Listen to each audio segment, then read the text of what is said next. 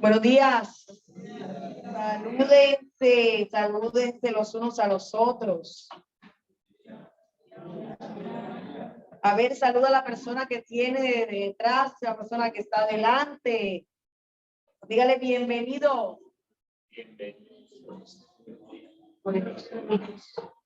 Dios es un Dios bueno, amén. ¿Qué le parece si nos ponemos un momento de pie y vamos a decirle a Dios? Vamos a declarar hoy que Dios está aquí. ¿Cuántos saben que Dios está aquí? Amén. ¿Ustedes recuerdan ese coro tradicional que dice Dios está aquí? ¿Verdad? Estamos buscando adoradores, no cantantes. Así que usted no se preocupe por el que está a su lado. Ya nosotros conocemos cómo canta. Pero hoy vamos a adorar al Señor. Amén. Vamos a decirle al Señor, Dios está aquí, tan cierto como el aire que respiro, tan cierto como la mañana se levanta, tan cierto que cuando le canto él me puede oír. Dile una vez más, Dios está aquí, tan cierto como el aire que respiro, tan cierto como la mañana se levanta, tan cierto que cuando le canto él me puede oír. Dios está aquí. Dios está aquí. Tan cierto como el aire que respiro, tan cierto como la mañana se levanta, tan cierto que cuando le canto él me puede oír. Aleluya. ¿Cuántos lo creen? Amén. Cuando usted y yo le cantamos, él nos puede oír. Dile, Señor, ahí donde está, Señor, habla mi vida. Habla mi corazón y transfórmame. Ponga sus manos en sus oídos y dile, Señor, no quiero ser un oidor olvidadizo. Quiero ser un hacedor de tu palabra. En el nombre de Jesús. Amén. Vamos a buscar en nuestras Biblias el libro de Primera de Reyes, capítulo 17.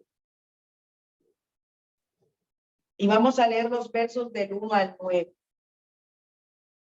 Primera de Reyes, capítulo 17. Cuando lo haya conseguido, me dice amén. Amén. Amén. Amén. Dice la palabra, tiene por título, Elías predice la sequía. Entonces, Elías Tisbita, que era de los moradores de Galaad, dijo a Acab, vive Jehová, Dios de Israel, en cuya presencia estoy, que no habrá lluvia ni rocío en estos años, sino por mi palabra. Y vino a él palabra de Jehová diciendo, apártate de aquí y vuélvete al oriente y escóndete en el arroyo de Kerib, que está frente al Jordán. Beberás del arroyo, y yo he mandado a los cuervos que te den allí de comer.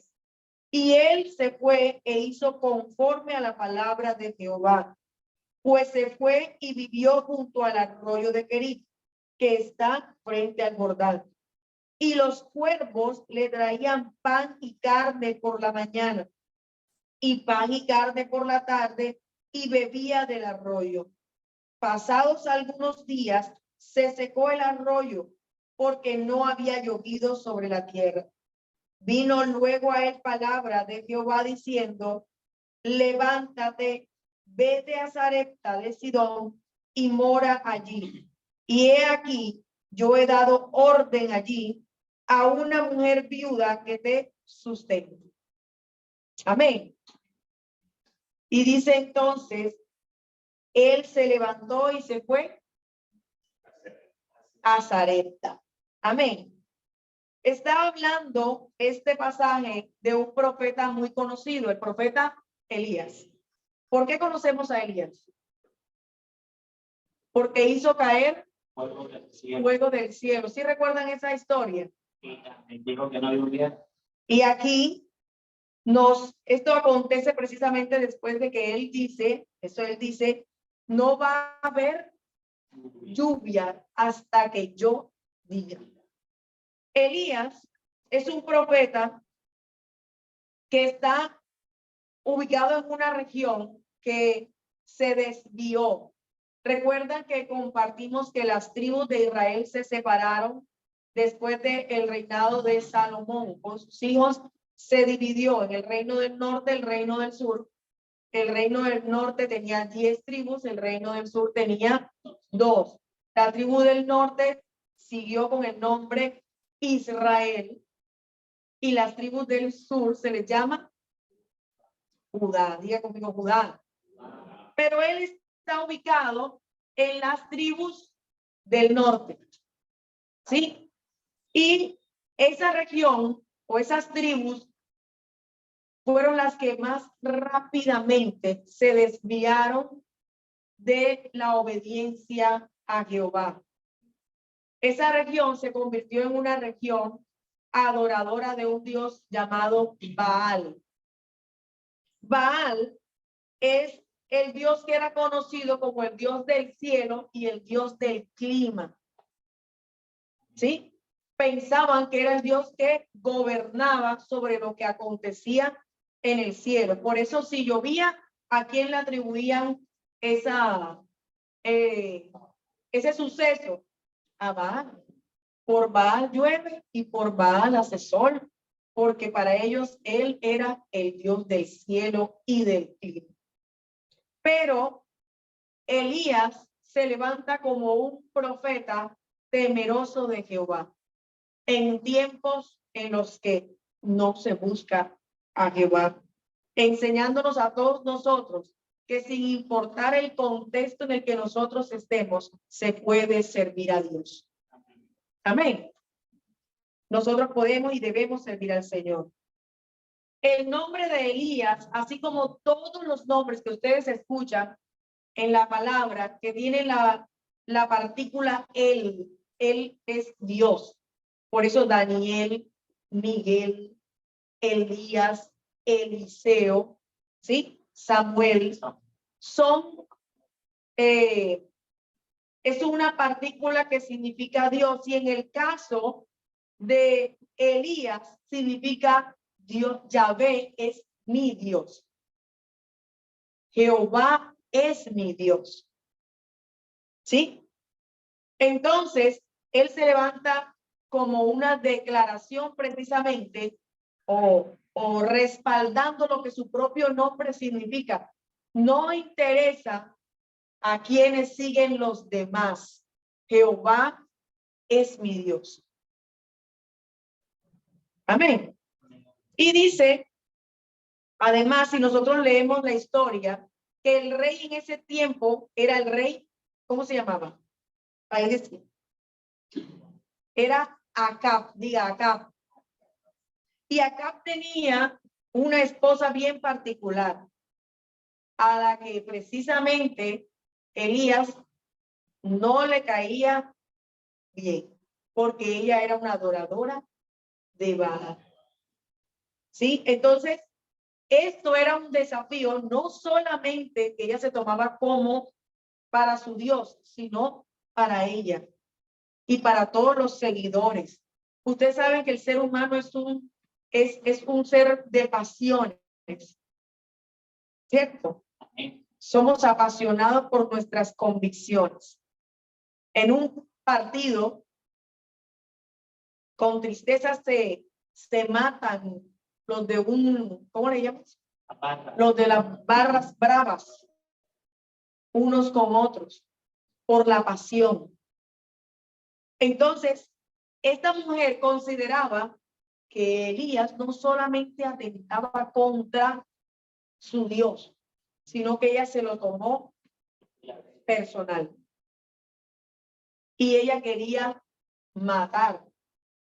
Ahora, cuando él da esta palabra y dice, no va a llover, sino por mi palabra. Eso era un desafío a su Dios. Y por eso el Señor le dice, mijito, patitas, ¿para qué te tengo? Vaya y escóndase, váyase a un arroyo. En este pasaje vamos a compartir ese proceso, esa transición que tuvo Elías. Tiene por título Arroyos Secos. Diga conmigo, arroyos secos. ¿Qué es un arroyo seco? No tiene agua. Usted ha visto un lugar por donde normalmente transita un arroyo, un río, y cuando se seca, ¿cómo se ve? Es un peladero ahí. Se ve feo, ¿verdad? Bueno, hay momentos en los cuales, yo no sé a usted, pero yo he sentido que estoy en un arroyo seco. ¿Cuántos han sentido como si su vida estuviera en un arroyo seco? Como que les pasó por encima algo y estamos en una situación en la que vemos un peladero en nuestra vida. Levante la mano el que ha sentido esto. Amén. Entonces, vamos a encontrarle el gusto a estar en un arroyo seco. Porque aunque parece algo malo, la palabra nos enseña que en Dios todo ayuda para bien. No hay nada que acontezca en nuestra vida que el Señor permita que no vaya a producir en nosotros una bendición. Aunque cuando lo estemos pasando, no lo podamos entender. ¿Cierto? Mientras estamos allí, no lo sabemos, no lo entendemos, pero después sí. Si nosotros examinamos el pasaje, nos damos cuenta que las instrucciones que el Señor le da a Elías, y siguiendo la lectura lo corroboramos, es una instrucción que no le dice cuál va a ser el final de todo. Dios va un paso a la vez. Diga a la persona que está a su lado, es un paso a la vez. Paso a la vez. En Dios hay que aprender a dar pasos de fe. Un paso a la vez. Avanzar poco a poco. Porque nosotros a veces queremos es saltar, brincar, volarnos.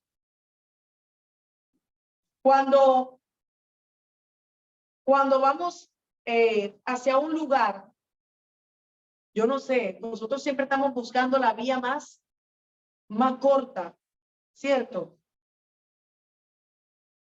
Cuando uno va a Bogotá, es complicado eso porque aquí en Barranquilla usted se mete por callecitas y va recortando. Pero resulta que en Bogotá las carreras, las calles son como una sola la que te sirve, y si te metes por otro lado te da la vuelta pero terminas en la misma, te hace retornar a la misma vida. A nosotros nos gusta ir recortando caminos, pero Dios quiere que vayamos un paso a la vez. ¿Y qué significa ir un paso a la vez en el Señor?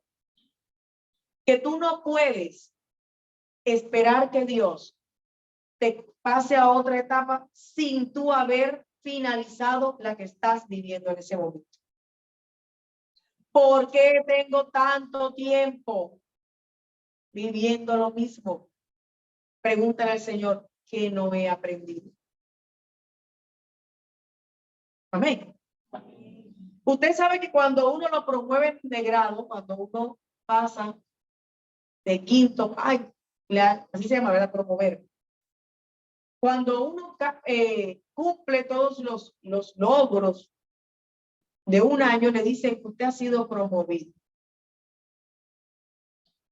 Y aunque a veces en el sistema educativo pasa que un niño no está preparado para pasar al siguiente grado y de pronto la persona le dice, yo te lo voy a pasar, pero con el compromiso de que de que lo pongas al día, de que enseñe tal cosa, ¿verdad?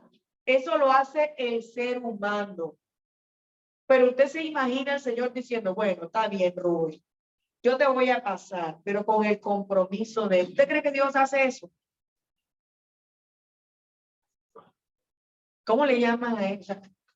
Como por debajo, ¿verdad? Le ayudan ahí aparentemente. Fíjense, y eso no debería pasar ni siquiera en el sistema educativo. Pero pasa en TNT, pasa en la vida real, pero no pasa en el reino de los cielos. Así que pregúntese qué estoy aprendiendo, qué no he aprendido, qué no estoy entendiendo. Elías fue llevado a este lugar para que él dejara la impulsividad. Si usted lee antes, usted se va a dar cuenta que en ninguna parte dice que Dios le mandó a decir que no iba a caer agua sino por la palabra de él. ¿O usted le escuchó que dijera eso? Él dice no va a llover si no lo digo yo. Y después que el Señor le dice, bueno, mijo, ven agarrando tus maletas y ven cogiendo para el arroyo. Elías tenía que ser tratado, tenía que aprender a esperar lo que Dios quisiese hacer, a hacer la voluntad de Dios. Todos sabemos que la voluntad de Dios es ¿qué? Buena, agradable, perfecta. Eso lo sabemos. Pero ¿cuántos piensan o saben que a veces es difícil hacer la voluntad de Dios? Sí. A veces cuesta, ¿verdad? Y sabemos que es buena. Y sabemos que es perfecta. Sabemos que es agradable. Pero nos cuesta.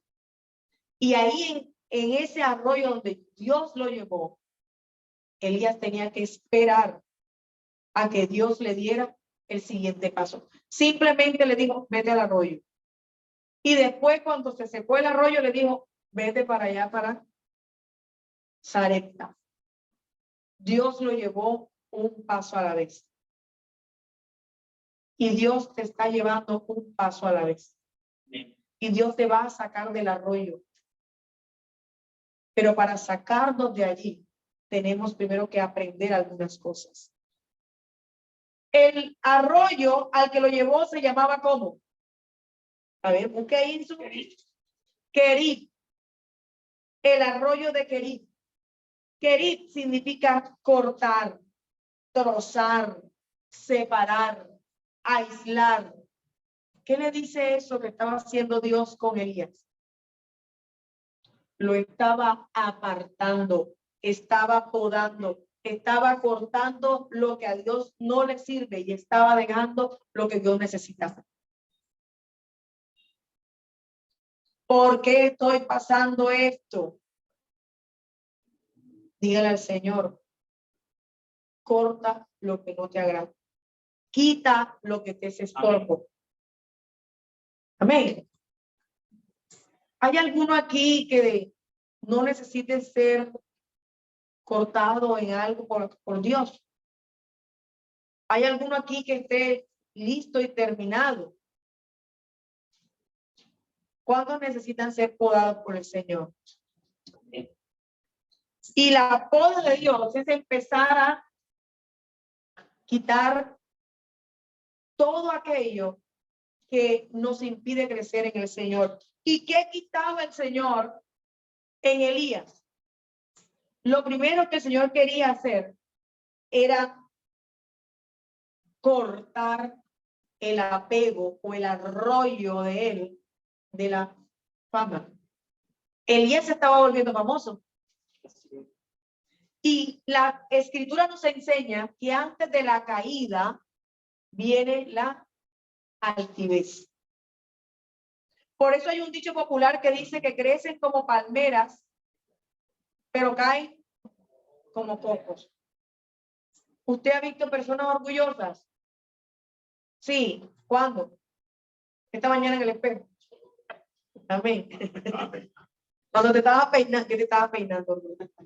Bueno,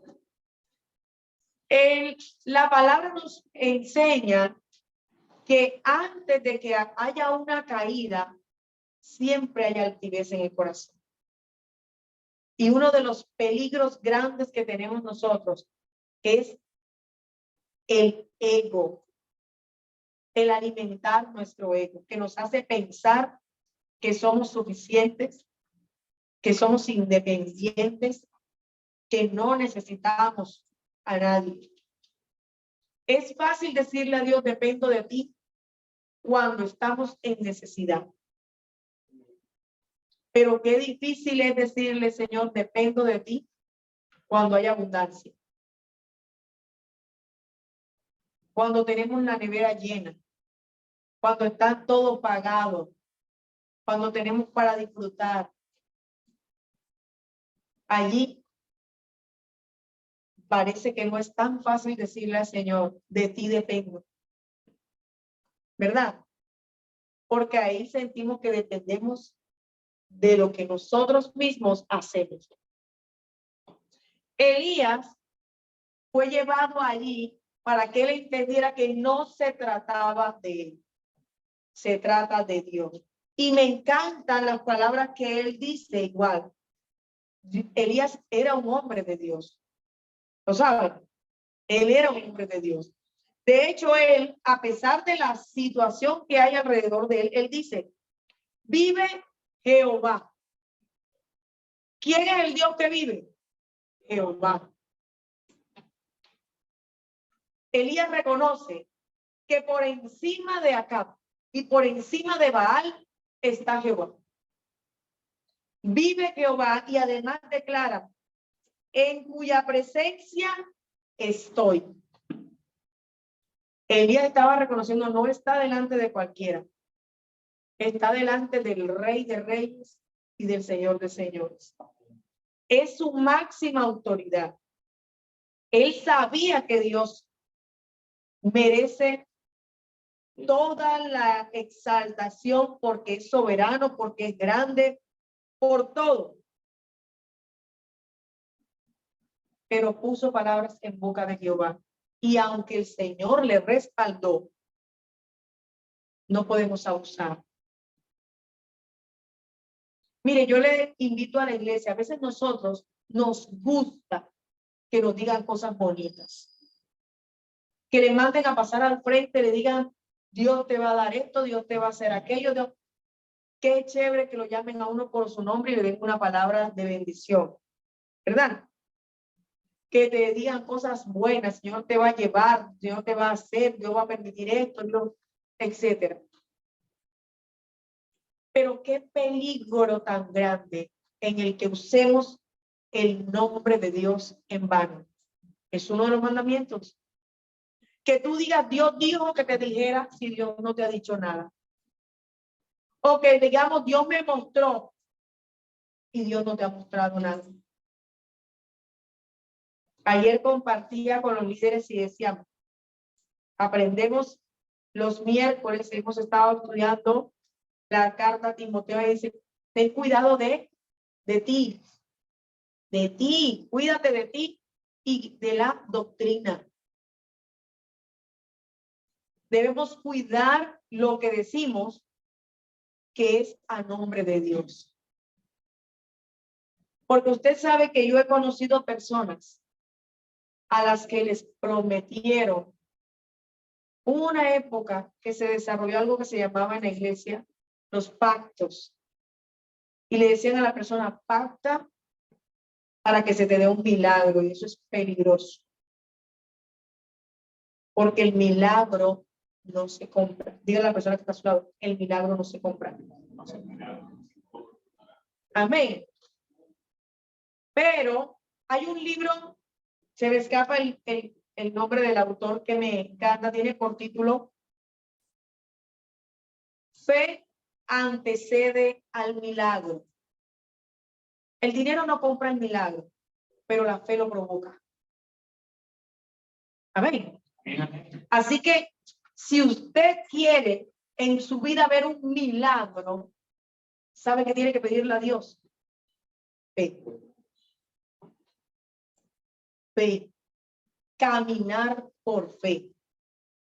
Al comienzo de este año, en enero, cuando regresamos de vacaciones en la empresa, estaba hablando con una joven que puede tener unos 9 años, algo así, de casada.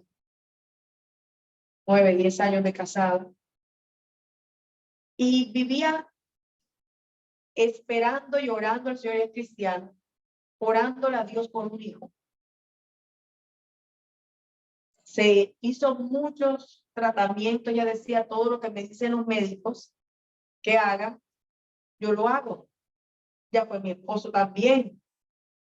He estado allí, pero nada, no hay nada que esté mal, pero no quedo embarazada. Y cuando estaba hablando con ella en ese momento, yo venía de otra oficina, entonces ya estaba en la puerta a punto de salir de allá y vino a mi mente el lema del año. Y yo me volteé y le dije, pero este es el año de la fe. Y ella me dijo, amén. Y le dije, es el año de dejar a Dios obrar. No importa si hasta ahora no, pero Dios lo puede hacer. Y yo dije, amén, yo sé, yo lo creo. Y yo me fui de la oficina. Resulta que a los días ella estuvo en su congregación y una hermana le dijo, Dios me muestra que tú vas a quedar, este año te va a dar un hijo. Y ella dice, yo pensé que esto iba a pasar. Yo lo creí, lo acepté. Le dije, Señor, gracias. Aunque para los que viven ese proceso saben que es bien duro cuando estás esperando que algo acontezca y no pasa. ¿Verdad? ¿A cuánto le gusta esperar? ¿Cuánto tienen paciencia? Por ahí veía un estado que decía que yo tengo tanta paciencia como dinero, algo así. Que no, que su paciencia era como el dinero. No tenía, como su dinero, no tenía. Y cuando tenía, se le iba rápido. Bueno, así andamos nosotros, ¿verdad? Con poquita paciencia.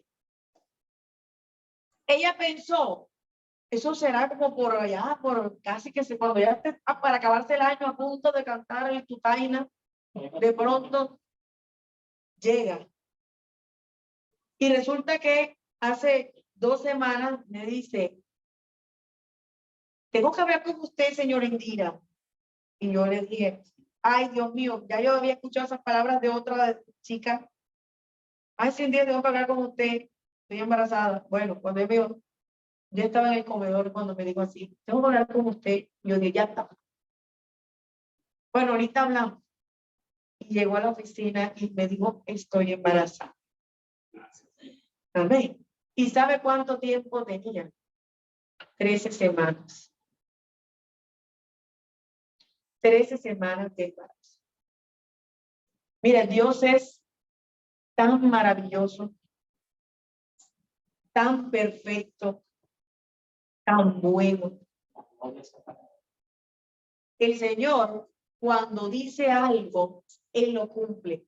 Amén. Cuando te hace una promesa, Dios no la deja caer por tierra. Tú y yo le podemos prometer cosas a Dios y le incumplimos, pero Dios jamás incumple una promesa. Así que con toda convicción, mire a una persona y dile, Dios te va a cumplir. Amén.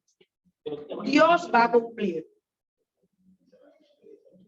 Y así le pasó a Elías. Dios los separa. Elías, no se trata de lo que tú digas, no se trata de lo que tú pienses. No me defiendas, yo me defiendo solo. Es a la manera de Dios. Sin embargo, Dios utilizó todo eso y la historia que viene después de esta porción, el milagro que hace en una mujer, nos damos cuenta que no solamente bendijo la vida de Elías y transformó el ministerio de Elías, sino que también fue de bendición para esta viuda, esta mujer a la que visitó el profeta. Porque Dios es un Dios maravilloso, perfecto y bueno todo el tiempo. Amén. Amén. Entonces, Elías luego le dice al Señor, apártate de allí, vuélvete al oriente y escóndete en el arroyo de Querib, que está frente al Jordán. Beberás del arroyo y yo he mandado a los cuervos que te den allí. Diga allí. Allí. ¿A dónde? Allí. ¿Allí a dónde? Allí. El arroyo. Allí es a donde Dios le diga. ¿Verdad? Es a donde Dios quiera.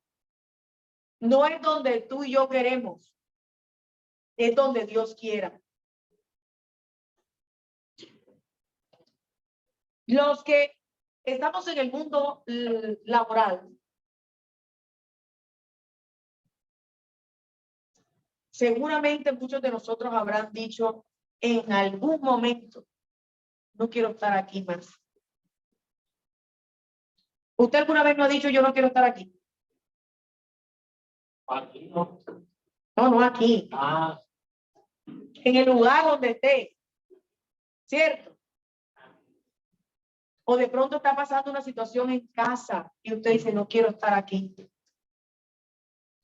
Nos incomodamos en un lugar. ¿Cierto? Queremos salir volando de un lugar.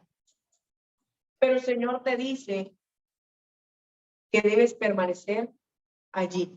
¿A dónde? Donde quiera. No donde tú quieres, es donde Dios quiera.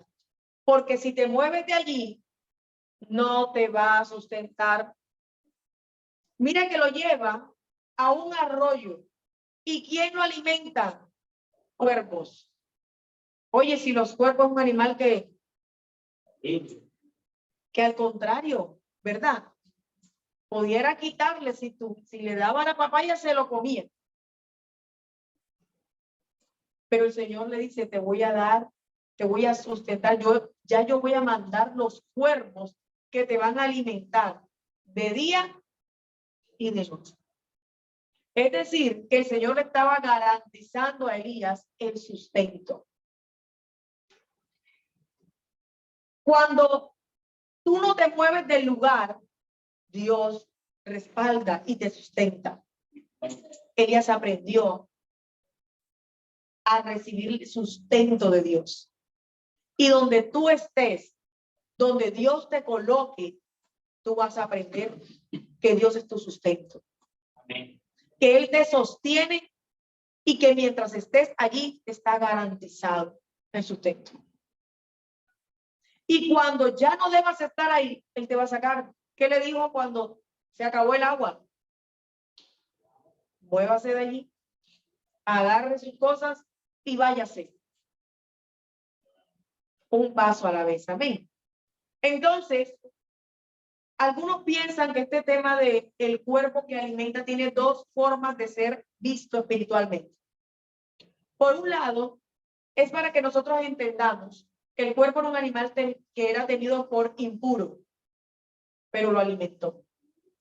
Y es Dios decirte que no importa de dónde va a venir el sustento, Él te puede sostener. ¿Cierto? No interesa de donde tú menos crees, de donde tú menos piensas. Dios puede proveer para sustentar. Amén. Es decir, no hay limitaciones en las formas en que Dios lo puede hacer.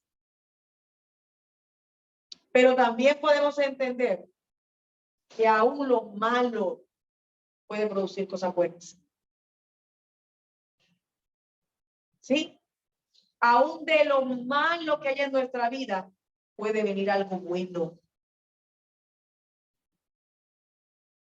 Así que no todo lo que pasa en tu vida que consideras negativo es para mal. Es más, estoy segura que la mayoría de las cosas que tú y yo vivimos, que consideramos malas, la que han formado nuestra vida, nuestro carácter y que nos han hecho aprender a depender de Dios. ¿Cuántos lo creen? Amén. Amén. El Señor quitó a Elías, lo apartó y mató la fama, mató su comodidad en un arroyo seco. Qué cómodo puede ser. Mire, yo admiro a mi esposo. Tiene una capacidad para dormir en el piso. ¿Verdad? Lo que lo conocemos cercanamente, para él el piso es de plumas. Él se duerme en el piso como si estuviera en una cama ortopédica. Usted y yo amanecemos apaleados, pero él se levanta como si nada. Elías lo lleva en un arroyo seco. ¿Cómo dormía Elías? ¿Cuál era su cama? El suelo, la piedra, la incomodidad. A menos que sea como mi esposo. Dios nos incomoda. Y Dios lo llevó a incomodar. Dios te quiere sacuda a la persona. Dios te quiere incomodar. Amén. Hay que incomodar. Y lo llevó solo. Porque además, él tenía que aprender que el único por el que debía él confiar y depender era del Señor. Y ahí estuvo solo. Solo en el arroyo seco. Pero de ahí lo saca el Señor y lo lleva a propiciar un milagro en la vida de una mujer, de la viuda de Sarepta, que no vamos a compartirlo porque ya se fue el tiempo. Lastimosamente creo que vamos a tener que tener una segunda parte porque uno nos está alcanzando. Pero este pasaje de Elías es un pasaje que nos invita a cada uno de nosotros a vivir una transición. Estamos en la primera parte de la transición. ¿Sabe cuál es? El arroyo seco. El arroyo seco donde usted y yo morimos al ego, donde usted y yo se quita la comodidad, donde usted y yo aprendemos a depender de Dios. El arroyo seco es donde Dios nos separa para enseñarnos a vivir un paso a la vez, día a día. Es el lugar donde aprendemos que tenemos que estar donde Dios diga. Amén. Así que no se me vaya a quedar en Querib. ¿Cuántos se quieren quedar en Querib? En el arroyo seco. No, ahí estamos de paso. Diga a la persona, estamos de paso. Amén. Aunque no nos podemos quedar ahí. Pero como salen en las películas, esta historia continuará. ¿Usted quiere saber cómo pone en la película? ¿Usted quiere saber cómo termina esto? Espere la segunda parte. Amén. Den un aplauso al Señor. Porque Dios es bueno. Amén. Vamos a ponernos sobre nuestros pies y vamos a decirle al Señor. Si tú en este momento te sientes identificado con alguna de estas situaciones, sientes que estás en el arroyo de Querib, que estás esperando por un milagro, hoy te recuerdo una vez más ese título que dice La fe antecede al milagro. La fe antecede el milagro. Así que eso significa que estás en el lugar indicado, Amén. que estás en el allí de Dios. Y en el allí de Dios te va a sustentar, te va a sostener, te va a respaldar y te va a formar. Amén. Padre, te damos gracias en esta mañana por tu presencia en nuestras vidas. Gracias, Señor.